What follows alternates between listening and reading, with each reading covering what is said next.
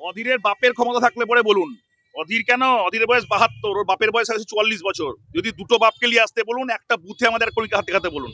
অধীরের বাপকে বলুন, ওর বাপের ক্ষমতা থাকলে পরে অধীরের এখানে বলুন যে একটা বুথে ও একটা তৃণমূল কংগ্রেস কর্মী থেকে ওর লোক ওর সিকিউরিটি নিয়ে একটা গায়ে হাত দিয়ে দেখাক, তারপর দিন অধীর বেড়াতে পারবে না, কিন্তু বলে দিচ্ছে এখানে বহরমপুরে বেড়াতে দিব না। তখন ধরে যার কথাগুলো শুনছিলেন তিনি হচ্ছেন আর কেউ নন, ভদ্রবেশী অমানুষ তৃণমূল কংগ্রেসের নেতা, বহরমপুর পৌরসভার পৌরপ্রধান এবং এবারে বহরমপুর কেন্দ্র থেকে তৃণমূল কংগ্রেসের বিধানসভার প্রার্থী। তিনি কথাগুলো অবশ্যই বলছিলেন তারই প্রতিদ্বন্দ্বী অধীর চৌধুরী সম্পর্কে, যে অধীর চৌধুরী 1996 সালে প্রথম নবগ্রাম বিধানসভা থেকে জয়ী হয়ে বিধায়ক হয়েছিলেন। দীর্ঘ 30 বছর পরে তিনি আবার বিধানসভার রাজনীতিতে নতুন করে প্রবেশ করলেন, নমিনেশন পেপার জমা দিয়েছেন এবং মাঝখানে অর্থাৎ 96 সালে বিধায়ক হয়েছিলেন, তার পরবর্তীকালে 5 বারের উনি সাংসদ বহরমপুর লোকসভা কেন্দ্র থেকে। এবং অবশ্যই গত সর্বশেষ লোকসভা নির্বাচনে একটি দাঙ্গার প্রেক্ষিত করে সুপরিকল্পিতভাবে অধীর চৌধুরী এবং মোহাম্মদ সেলিমকে হারিয়ে দেওয়া হয়েছিল। অধীরবাবু 86,000 ভোটের কাছাকাছি ভোটে তিনি পরাজিত হয়েছিলেন। তো অধীর চৌধুরী এবারে বিধানসভার প্রার্থী হওয়ার পরে খুব স্বাভাবিকভাবেই বহরমপুর তার মানে পুরো জায়গাটা তার হাতের তালুর মধ্যে আছে। কোথায় কটা মাস্তান আছে, কোথায় কোন ভালো মানুষ থাকে, কোথায় সাধু থাকে, কোথায় চোর থাকে, কোথায় ঘাস গজালো, কোথায় গাছের পাতায় নতুনভাবে আম গাছে মুকুল আসলো, সবটাই কিন্তু অধীরবাবুর নখদর্পণে। অর্থাৎ বহরমপুরের একেবারে মাটির সঙ্গে তার যোগ। এবং তিনি প্রচারে যখন বেরিয়েছেন তার সঙ্গে আবাল বৃদ্ধ বনিতা এসে তাকে উষ্ণ অভিনন্দন জানিয়েছেন। তো এই অধীর চৌধুরী নাম প্রকাশ হওয়ার পর থেকেই তৃণমূল কংগ্রেসের রাতের ঘুম চলে গেছে। এখন এখানকার যিনি বর্তমানে বিধায়ক বিজেপি, যিনি গতবারে বহরমপুর বিধানসভা থেকে জিতেছিলেন, সে বিজেপি দলের পক্ষ থেকে এখনো পর্যন্ত সরাসরি সংঘাতে না আসলেও তৃণমূল কংগ্রেস যারা চেষ্টা করেছিল এইবারে যে লুটে পুটে বহরমপুর বিধানসভাটা দখল করব, যদিও তারা বুঝে গেছে যে সেটা স্বপ্ন, সেটা বাস্তবে সম্ভব নয়।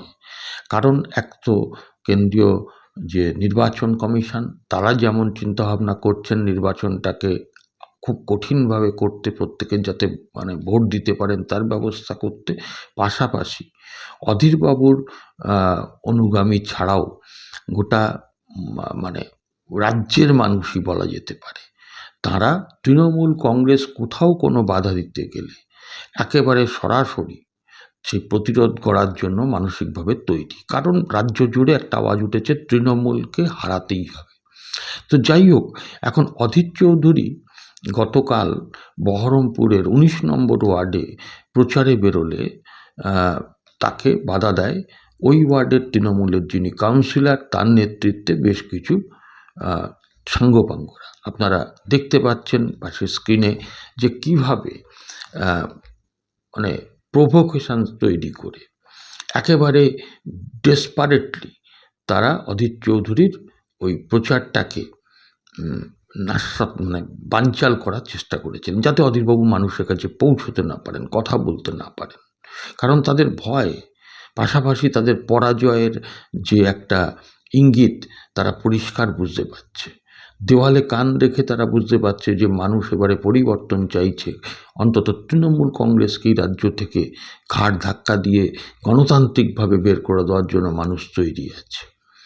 আর এই রকম যখন অবস্থা, তখন অধীর চৌধুরী যার সঙ্গে যারা ছিলেন, কংগ্রেস দলের মিছিলে যারা ছিলেন, তারা তৃণমূল কংগ্রেসকে ওখান থেকে এবং সঙ্গে দু একজন অধীরবাবুর দেহরক্ষী, তারা মিলে ওখান থেকে সেই সময়ের জন্য তাদেরকে সরিয়ে দেয়।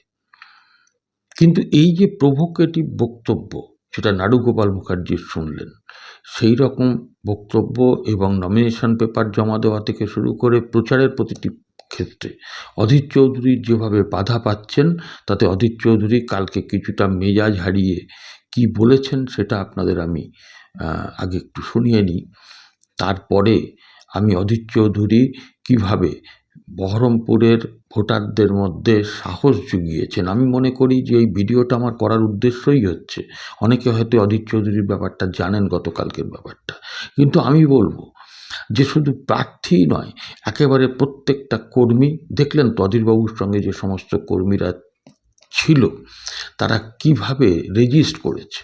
এরকমভাবে প্রত্যেকটা বিধানসভায় সাধারণ মানুষকে নিয়ে যদি প্রার্থীরা একেবারে রুখে দাঁড়াতে পারে, তাহলে তৃণমূল কিন্তু কর্পূর হয়ে যাবে, আমি আপনাদের বলছি। কারণ তৃণমূলের ভরসা হচ্ছে গুন্ডারা, আর গুন্ডাদের ভরসা হচ্ছে পুলিশ। স্বাভাবিকভাবে পুলিশ এখন টাইট হয়ে গেছে নির্বাচন কমিশনের পাল্লায় পড়ে, আর গুন্ডাগর্দি ওগুলো আর এবারে নির্বাচনে কিন্তু চলবে না। মানুষ প্রতিজ্ঞাবদ্ধ তৃণমূলকে হাঁটাবে। তো আমি যাই হোক, আপনাদেরকে অধীরবাবু কি বলেছেন আগে একটু শুনিয়ে নিয়ে তারপরে আমি আসছি। বেরিয়ে যাচ্ছি, আমার প্রোগ্রাম শেষ, তাই যাচ্ছি। আমার প্রোগ্রাম শেষ, আর মানে তো ওরা আমার কাছে পরাজিত। আর এবার আবারও বলে দিচ্ছি, পিছিয়ে যাবো এবার একদম। আর তৃণমূল যদি রক্তারক্তি চায় তো রক্তারক্তি হবে। তৃণমূল যদি মনে করে রক্তারক্তি করতে চায় তো রক্তারক্তি হবে এবার, হুঁশিয়ার করে দিলাম। শুনলেন কিভাবে অধীর চৌধুরী হুঁশিয়ারি দিয়েছেন। শুধু তাই নয়, আমি যে ভিডিওটা দিয়ে আজকে শেষ করব, অধীরবাবুর বহরমপুরের মানুষদের শুধু নয়, সমগ্র বাংলার মানুষদের কাছে তৃণমূল কংগ্রেসের এই বাধা দানের বিরুদ্ধে এবং ভোটটা যাতে মানুষ দিতে পারে তার জন্য কি প্রস্তুতি সবাইকে নেওয়া দরকার। এবং অধীরবাবুর বক্তব্যটা যদি আপনারা শোনেন, তাহলে তার মধ্যে দিয়ে আপনারা বুঝতে পারবেন যে কী ধরনের প্রস্তুতি অধীরবাবু নিচ্ছেন। সেই রকম প্রস্তুতি প্রত্যেকটি অঞ্চলেই নেওয়া উচিত। আসুন সেই অধীরবাবুর প্রেস কনফারেন্সের যে বক্তব্য, সেইটা শুনতে শুনতেই আজকের এপিসোড শেষ করব। চ্যানেলটাকে ভালো লাগলে একটু সাবস্ক্রাইব করে পাশের বেল আইকনটাকে টিপে পাশে থাকবেন, আপনার মতামত লিখবেন এবং ভিডিওটা ভালো লাগলে একটু লাইক করে শেয়ার করে দেবেন। নমস্কার, আবার দেখা হবে আগামীকাল সকালে। নির্ভয় চলুন। আমরা কি করতে আসি? এসব কাপুরুষ গরু ছাগলের দল, তাদেরকে ভয় করতে যাবো কেন আমরা? কাপুরুষদের তৃণমূল যদি মনে করে হাতাহাতি করবে, আমাদের দুটো হাত আছে, দুটো পাওয়া আছে। সাঁতার কাটা জানি, সাঁতার কাটি না মানে এটা নয় যে সাঁতার কাটা ভুলে গেছি। ওদের ওই বাধাকে গুঁড়িয়ে দিয়ে আমরা আমাদের মতন মিছিল নিয়ে গেছি এবং আগামীরা আবার যাব। পা আসবে সামনে, গুঁড়িয়ে দেওয়া হবে। তৃণমূলের কত দম আছে আমরা দেখতে চাই। হাতি চলে বাজার তো কুত্তা বুকে হাজার। সমাজকে সুস্থ করার জন্য, সমাজকে নিরাপদ করার জন্য আগামী দিনে পরিবর্তন দরকার।